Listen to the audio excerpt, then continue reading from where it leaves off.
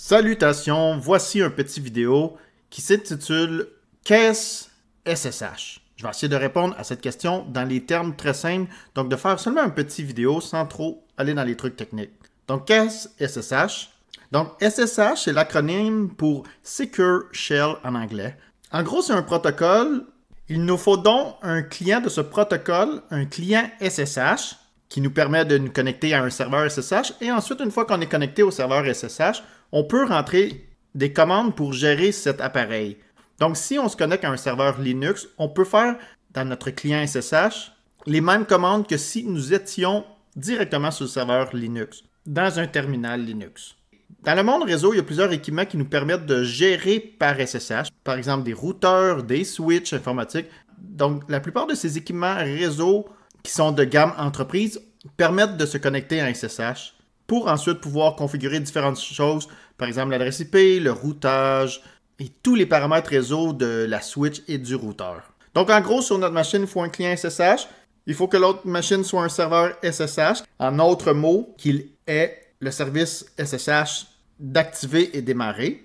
À partir du client SSH, on se connecte au serveur SSH et ensuite, on peut faire des commandes. Si vous vous demandez quelles commandes qu'on peut faire, une fois que nous sommes connectés à SSH, ça c'est difficile à répondre parce que dans le fond, chaque constructeur, chaque équipement ont leur propre commande. Donc les commandes d'un routeur Cisco ne seront pas pareilles que celles des routeurs HP. Donc si vous voulez savoir quelle commande que vous pouvez faire, je vous conseille de lire la documentation de votre équipement réseau. Donc si vous avez un routeur SonicWall, un routeur Fortinet, un routeur FortiGate, trouvez la documentation à propos de votre appareil, de votre modèle. Il y aura une documentation dédiée aux commandes que vous pouvez faire. Dans le cas de Linux que j'ai parlé tantôt, c'est les mêmes commandes que vous pourriez faire si vous étiez directement en Linux. Dans un terminal. Donc dans ma chaîne YouTube, il y a plusieurs vidéos, des tutoriels qui expliquent comment faire en ligne de commande des trucs, comment configurer des services, comment voir l'adresse IP, comment modifier l'adresse IP, comment installer Nagios, etc. Donc tout ceci peut se faire en SSH. C'est les mêmes commandes qui vont fonctionner. Mais il faut faire attention. Si vous faites la commande pour désactiver votre interface réseau, vous allez perdre la connexion. Ou si vous changez votre adresse IP de votre machine Linux, la connexion également va se déconnecter et vous allez devoir vous reconnecter à la nouvelle adresse IP. Donc maintenant, comment se connecter à un SSH? Je vais vous montrer à partir d'une machine Linux. Je n'ai pas d'ordinateur Mac pour vous le montrer, mais les instructions que je vous montre pour Linux devraient être similaires. Vous ouvrez une fenêtre terminal et vous rentrez la commande suivante, SSH, le nom de l'utilisateur à laquelle vous voulez vous connecter. Dans mon cas, ça va être user1, à commercial l'adresse IP. Donc la machine que je vais me connecter, c'est 10.0.0.187. Et là, je fais Enter. Normalement, la première fois qu'on se connecte à un appareil, ça va nous inscrire sa clé SSH, donc son empreinte, et il nous demande de l'accepter. Donc, je vais faire Yes. Donc, ça, c'est juste la première fois que vous vous connectez à une machine SSH. Donc, dans mon cas, les prochaines fois que je vais me connecter à l'adresse IP 10.0.0.187, je ne vais pas avoir ce message-là. Je ferai une vidéo bientôt à propos des clés SSH et quelles sont la pertinence de ceci. Et par la suite, il nous demande d'entrer le mot de passe de notre utilisateur. Donc, je rentre le mot de passe et je fais Enter. Et je suis connecté à un SSH à mon serveur Ubuntu que j'ai dans mon réseau. Donc, l'adresse IP de ce serveur-là est 10.0.0.187. Et là, je peux faire toutes les commandes possibles disponibles dans le terminal de Ubuntu Linux.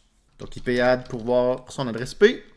Donc, si vous avez un ordinateur Mac, ça va être le même principe. Ouvrez la fenêtre terminale et les mêmes commandes devraient fonctionner. SSH, le nom de l'utilisateur, à commercial, l'adresse IP.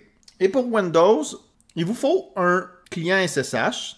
Donc, de base, le terminal de Windows ne permet pas de se connecter à un SSH. Si vous avez besoin d'aide, je vous invite à suivre mon vidéo « Comment télécharger et installer et utiliser PuTTY », qui est un client SSH très léger. Donc, en moins d'une minute, vous allez pouvoir le télécharger, l'installer et ensuite à vous connecter à un serveur SSH, donc une machine que le service SSH de configurer et démarrer.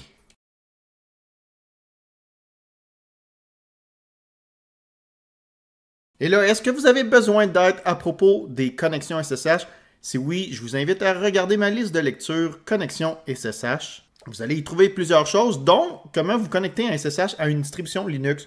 Donc, c'est les mêmes étapes que je viens de faire, mais Dans ces vidéos-là, j'explique quoi vérifier si jamais ça ne fonctionne pas. Quel service installer pour installer SSH, où est le fichier de config, où sont les logs à vérifier, comment vérifier que le service est démarré. Donc, j'ai une vidéo par distribution Linux populaire. Donc, si vous fonctionnez avec Ubuntu Linux, vous allez trouver les instructions pour Ubuntu Linux. Et là, si vous vous demandez pourquoi se connecter en SSH, pour certains équipements, c'est la seule façon de gérer l'appareil.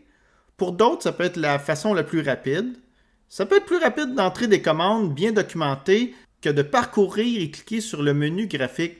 Donc, clique ci, clique ça, modifier telle option, modifier telle ça. Des fois, en quelques commandes seulement, on peut modifier toutes les options qu'on veut. Il est possible de copier-coller les commandes.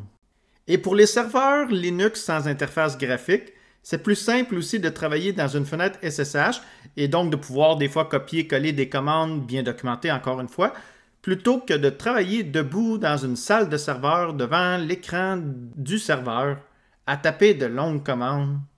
Puis quelquefois, lorsqu'on fait une maintenance de nuit, on aime bien avoir un café à côté. Donc c'est moins risqué d'avoir son café dans son bureau tout en faisant la maintenance en SSH qu'avoir un café près d'un serveur. Un serveur informatique, bien sûr. Ok, j'arrête avec mes blagues. Donc j'espère que cette vidéo vous a éclairci sur c'est quoi SSH.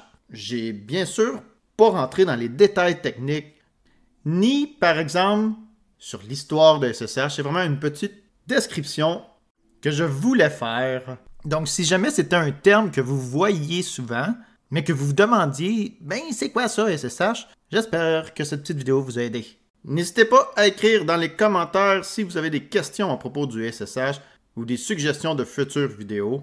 Et moi, pour terminer cette vidéo, il me reste qu'une chose, à vous souhaiter une bonne fin de journée. Allez, bye bye!